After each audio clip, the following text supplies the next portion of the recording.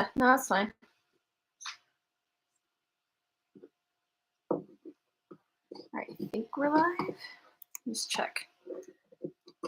Yeah, we're doing good. All right, very good. All right, we'll wait for everyone to come in. And then we'll go live here. All right, keep working. You're doing great. So this way. All right, and then I got my notes. Just about a second off, but No, you're fine. it's not like 5 minutes. No, you're good. I'll work on my fork. This looks really good.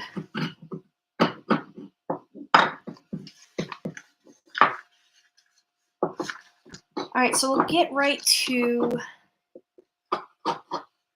the news right now.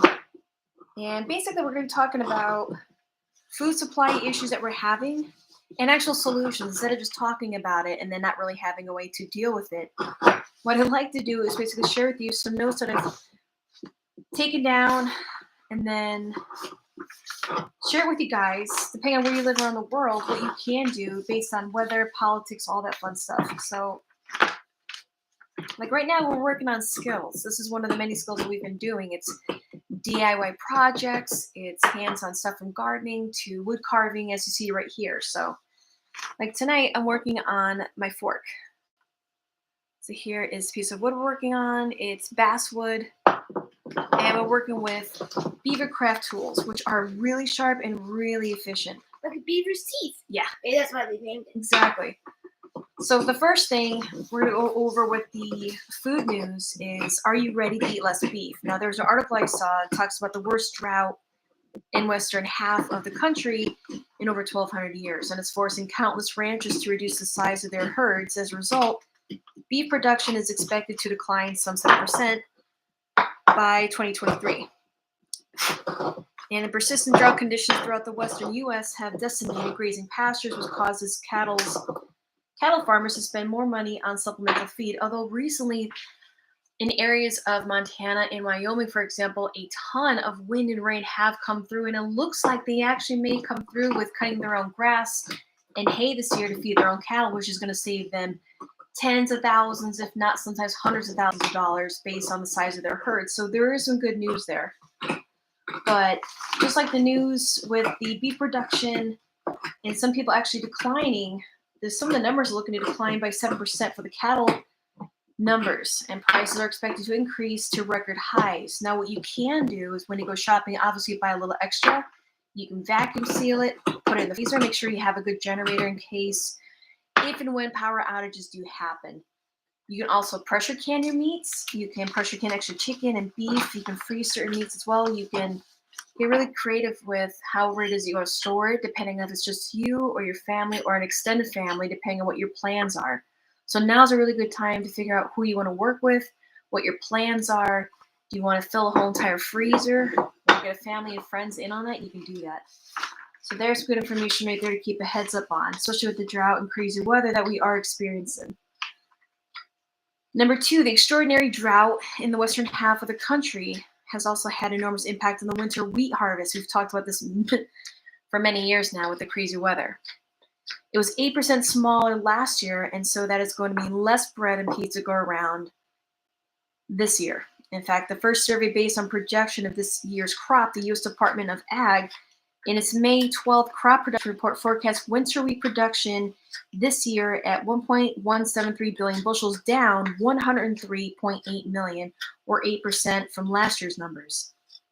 Now, what we can do is buy wheat berries, rye berries, soft white, hard white, winter red, all that good stuff. You can get your hands on this stuff. And again, prices have gone up substantially, especially this year. So where you can buy it, depending on where you live in the country or around the world, pack it away in the Mylar bags with O2 absorbers, cool, dark, dry on location, a basement, or a cool area in your kitchen or pantry. That's going to work great. That'll last you an extraordinarily long time. You can actually then grind it into fresh flour and then have healthy grains to use. So you can sprout it, you can dehydrate it, have sprouted wheat flour for your bread, kind of like the Ezekiel bread that you find in the freezer section. That's always a great option. You can get real creative with this. You can sprout it and snack on it. You can grow it. So there's a lot of options. So get your hands on extra wheat berries, store it, and save it for later. Again, prices are going up, but you can take advantage of this.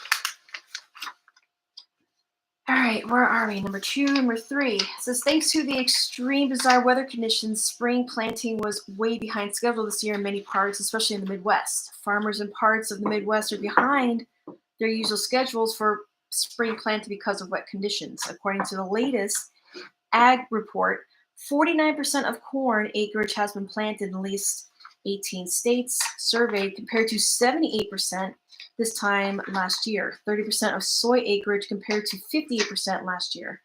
So again, those numbers are down as well. So buy it while you can, store it carefully, safely, and you're going to be in much better shape, especially at today's prices versus what the prices will be come October when people come to collect come harvest time. Number 4, more than 37 million chickens and turkeys have been wiped out in the U.S. We've talked about this many times. In Iowa, they took out 8 million chickens just suspecting of the bird flu. Other states as well. So we're talking chickens, turkeys, other fowl, geese as well. So with less turkey meat, less eggs for us all, already the price of eggs has skyrocketed. Some people are paying up to $5 or more a dozen of eggs. So if you can get your own chickens, have your own fresh eggs, they're great at pest control. If you're worried about ticks and mosquitoes and other bugs, chickens are phenomenal. They provide you eggs, and if you want, you can have meat in the 2, 3, 4 years when they're done laying eggs. But in the meantime, they're going to be tick patrolling. They're going to be bug controlling. So you're going to have fresh farm eggs and less insects and ticks to deal with. So it's a win-win. You're getting fresh food and less ticks and pests to worry about. And in Florida, we mentioned this in the last show. I want to mention it again. In Florida, a disease known as citrus greening is causing immense damage. In fact, they just witnessed the worst crop of oranges in Florida in over 70 years. Florida oranges had their worst crop in 70 years. They're facing a deadly disease called citrus greening, spread to the body of the invasive Asian citrus bug. Now, today, nearly every citrus grove in Florida is infected with this disease.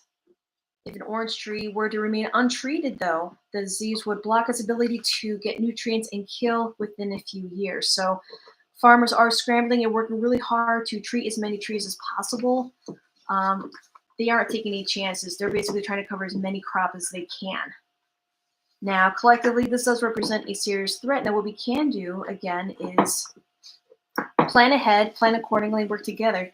Get creative with this stuff. So you can take oranges, citrus fruit, lemons, limes. You can slice them up, dehydrate them, save them for later. You can freeze concentrated orange juice, put that in the freezer for later. Again, at today's prices versus what will be available and at what price down the road. Now, we have talked about the importance to note that the lowest grain inventory levels the world has ever seen are now occurring while access to fertilizers is highly constrained. Now, there are, again, whatever it is, little bags or big bags, whatever you can find, store it for later, use it sparingly. You can have your own compost pile. You can take scraps, not only feed it to your chickens and your animals, but put them in the compost, rotate it, along with worms, and have some great food for your gardens for next year. You can rotate, work one area of the garden one year, work another the next. Again, it's a lot of good information and notes that we can spread around and work together, people. So that's it for the news. And I think another cool thing we can end on is there's going to be a good chance for a strong meteor shower tonight from Monday into Tuesday. So if you want to keep your eyes to the skies and see something really cool that really hasn't happened in about 20 years, I would definitely recommend it. All right, so you guys be safe and well. If you have any ideas that you guys have tried or projects you're working on that you think might be helpful for one another between now and October, definitely put that down in the comments section. But between now and then, you guys be safe and well, and I will talk to you guys on YouTube next week. All right.